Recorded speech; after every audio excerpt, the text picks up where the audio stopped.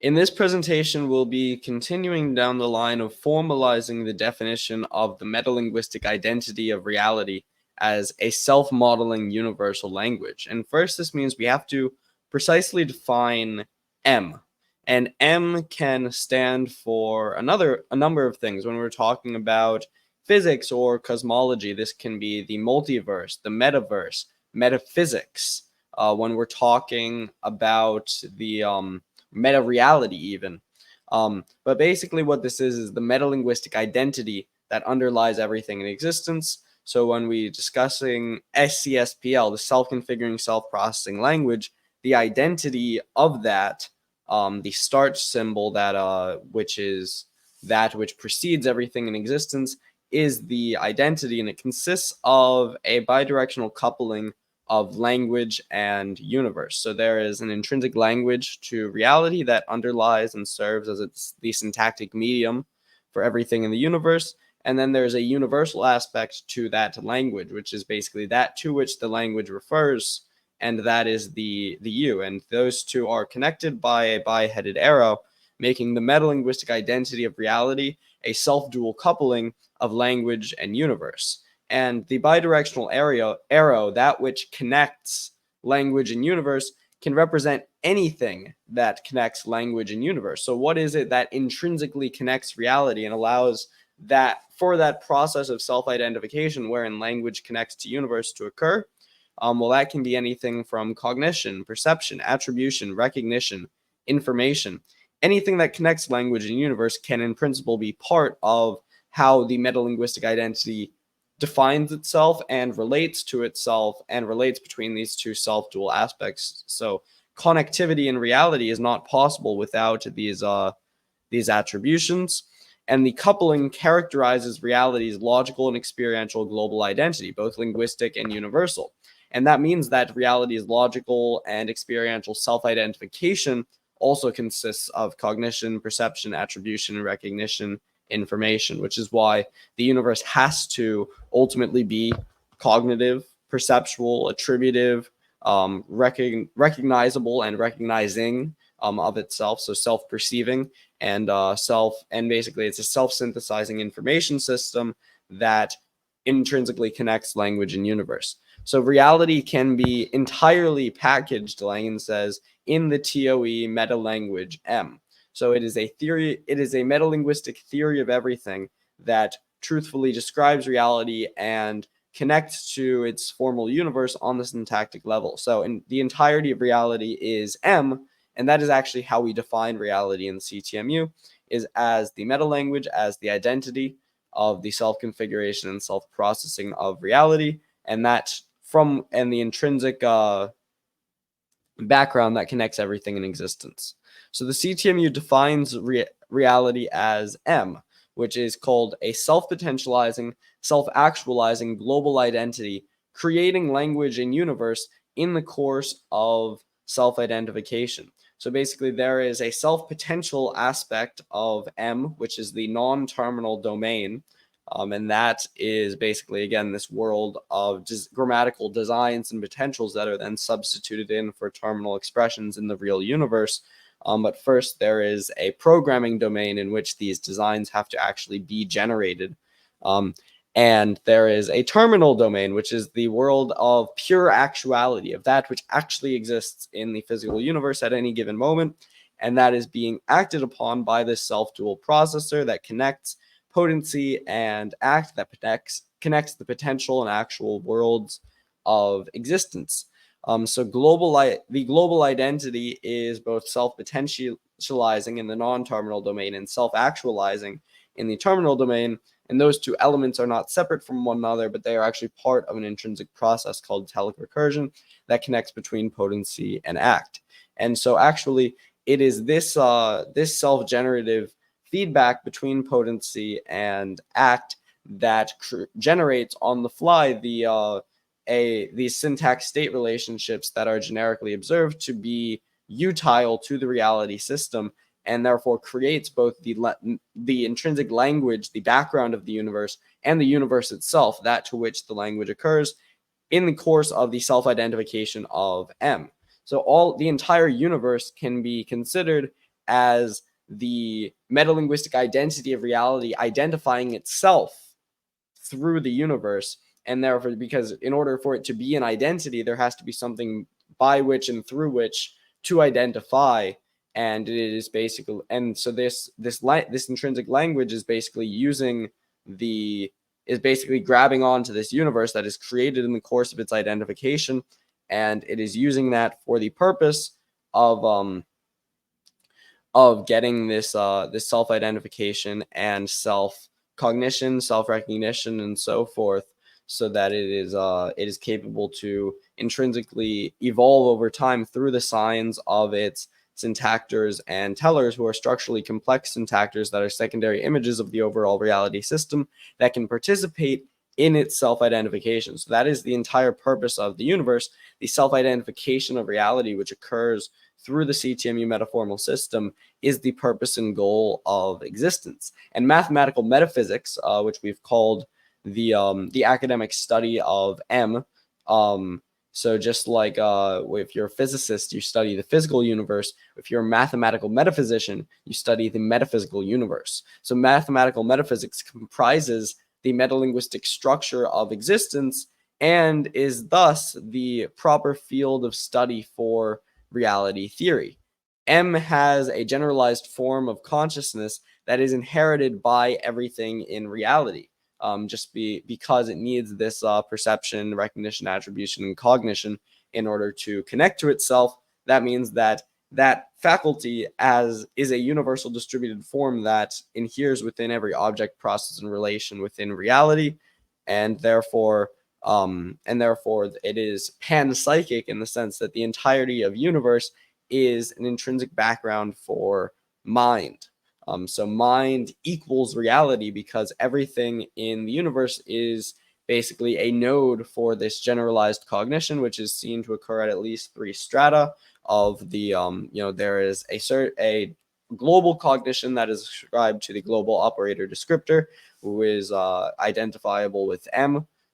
So those two things are basically interchangeable. So M itself, the metalinguistic identity, has a certain level of self-consciousness, but that self-consciousness really inheres through the cognitive character of its secondary tellers, who are secondary images of the global reality system that participate in the structure and dynamics of reality, and that's what we usually think of when we think of consciousness.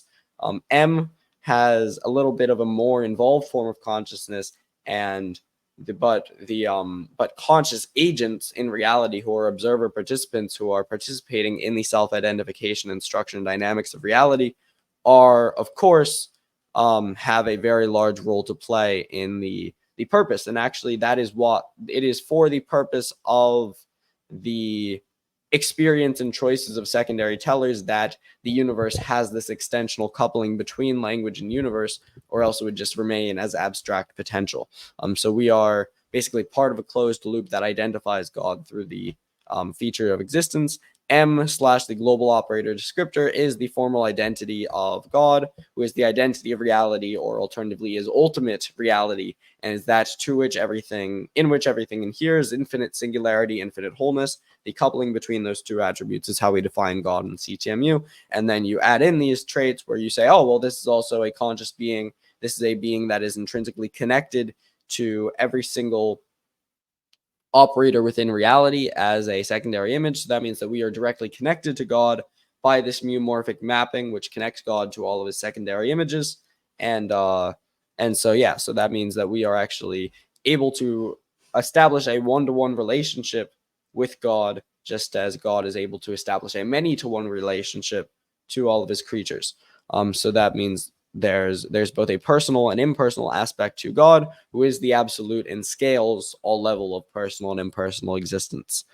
So the CTMU, so there is this panpsychic structure that also inheres within all of the tertiary syntactors or syntactic operators, who are basically like the neurons of this universal mind. Obviously, they don't have the same level of consciousness as a being who we normally think of as conscious, but nevertheless, they are able to form higher order consciousnesses. So we are still made of syntactic operators.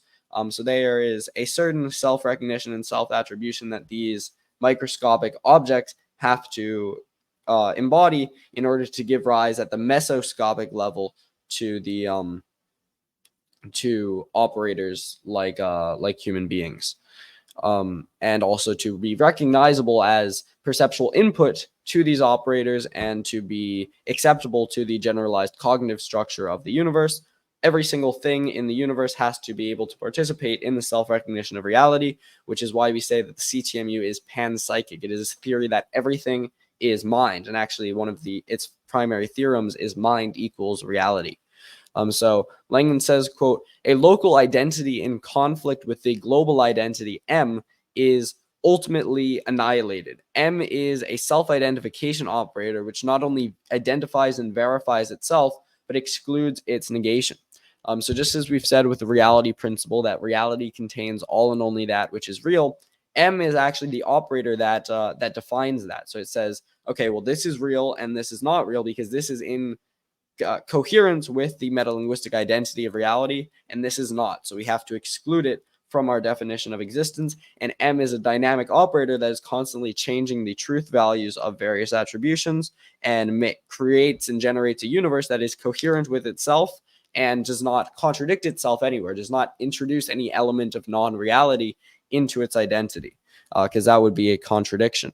So the CTMU describes reality as a self-modeling conscious entity that, quote, couples anthropically to its universe, making it the identity or personality of the universe. So just as there is a direct one-to-one relationship between the metalinguistic identity and each individual person, that is a bidirectional relationship, which means that in a certain way, we can consider reality to be in the domain of the image and likeness of man, and then we are the codomain of that mapping, wherein that image and likeness is projected like a mathematical image into each of the operators within reality.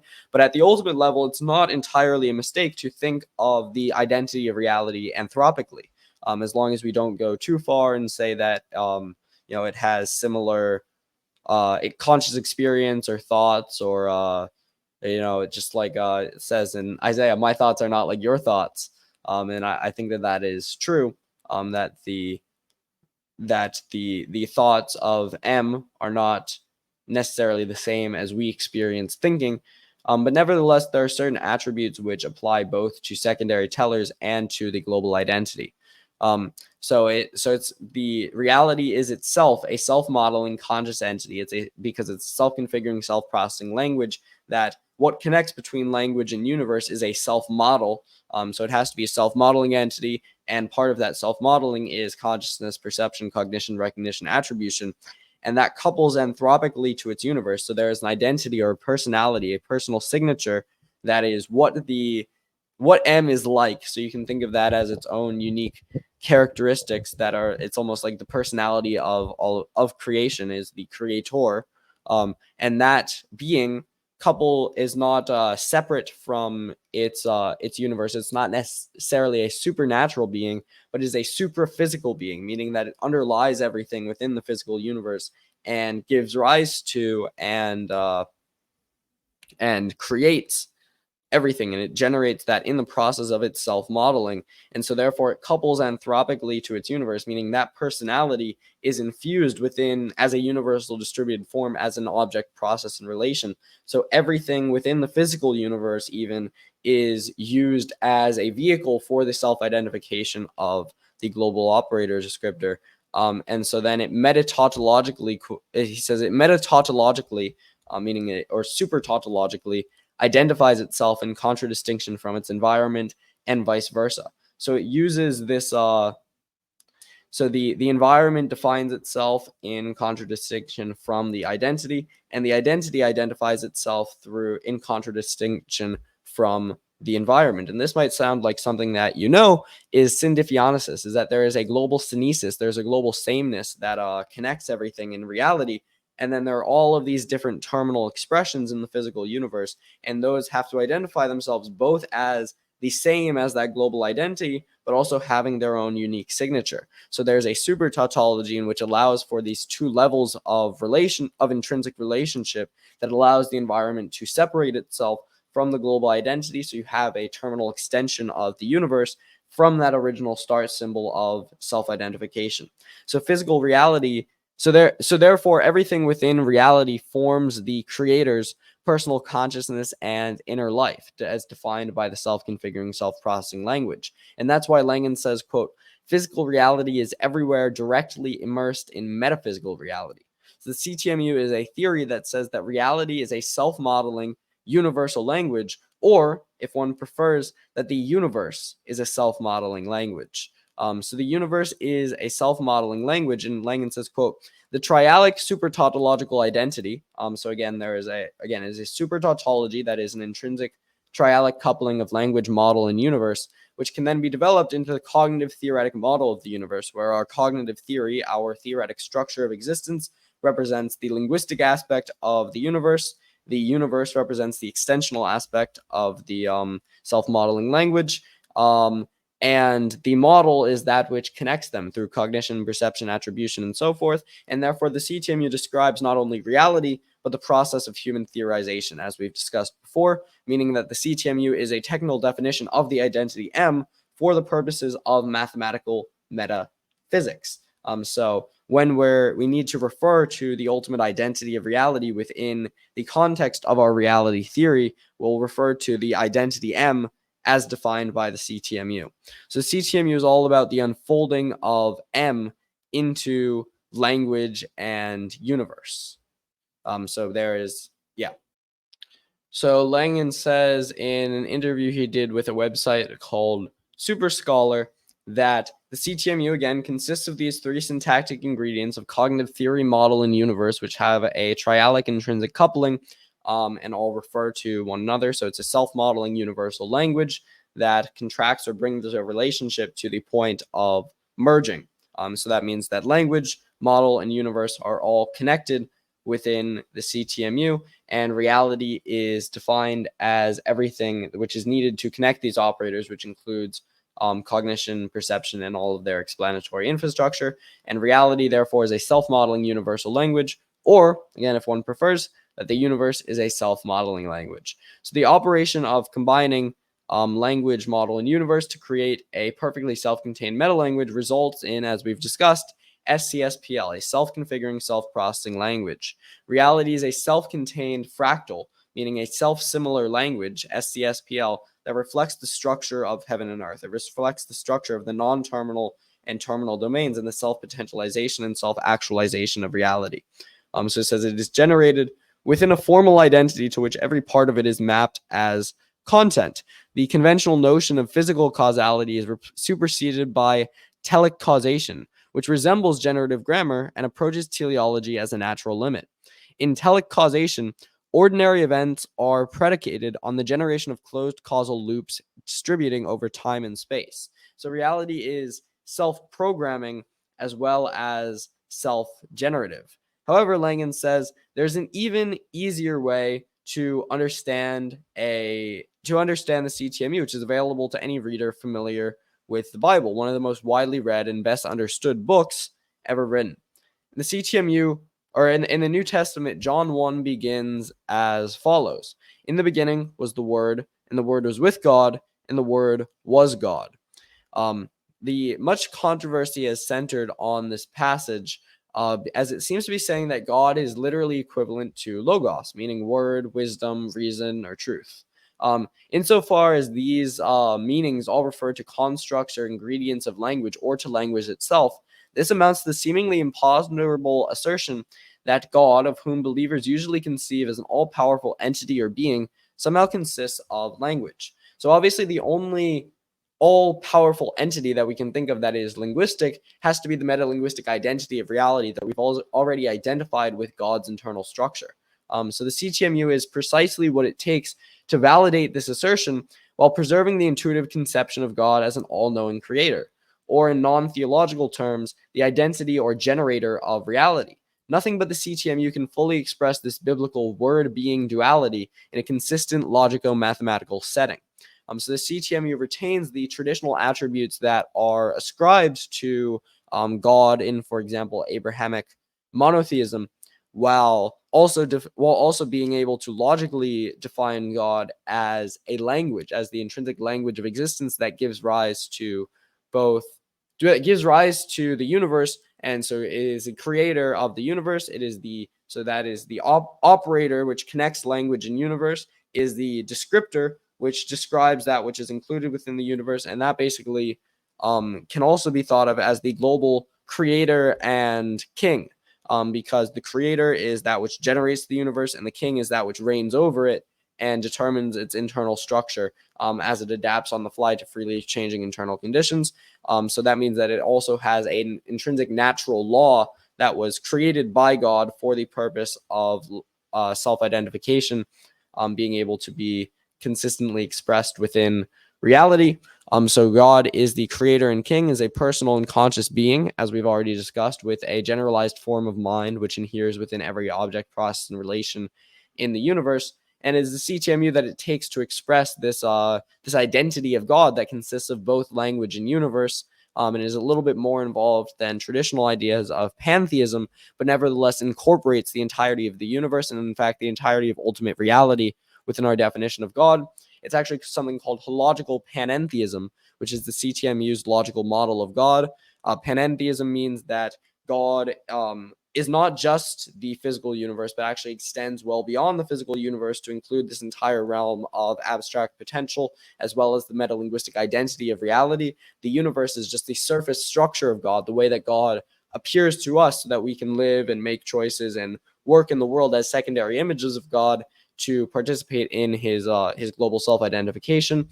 Again, God is a personal, conscious being, a specific being with a personality signature, and it is what the CTMU takes to get this level of logical theology, which we'll go into in later courses. So therefore, the CTMU is not just a theory, but it is a logical model theory applied to metaphysics, in as much a logical necessity as any branch of mathematics or philosophy. One can no more escape from it than from x equals x, or 1 plus 1 equals 2. But when it comes to something that packs this combination of scope and power, many people, including certified academics, committed atheists, and even some religious believers, are apparently afraid to stare x equals x in the face. So it's a tautology, meaning that it is inarguable from its own structure because it is implied by its own structure. Little wonder. So this is the most compact definition of the CTMU that you'll find anywhere with technical rigor. And I feel that if you really understand the contents of this presentation, you're already well on your way to being a mathematical metaphysician. When you arrive there, you will be among those who truly understand the Logos. And what a blessed way to be is that, because that means that you'll truly understand the mind of God. And yet with great privilege comes great responsibility. Langen says, quote, "After all, once one has beheld the metaphysical structure of reality, there is no longer any such thing as plausible deniability or defense by ignorance. It's the end of innocence, so to speak. Understandably, some people find that a little scary." So this is what Langen says. He says that quote, "The universe has now been solved. We are among the angels and demons who, by leave of God, shape reality for good or evil through cognition, intelligence, mind, and will. I show you this for love of self, that you may save yourselves and each other. And I tell you this, there are none so blind as those who will not see, nor so lame as those who will not stand." Thank you. Take care. God bless.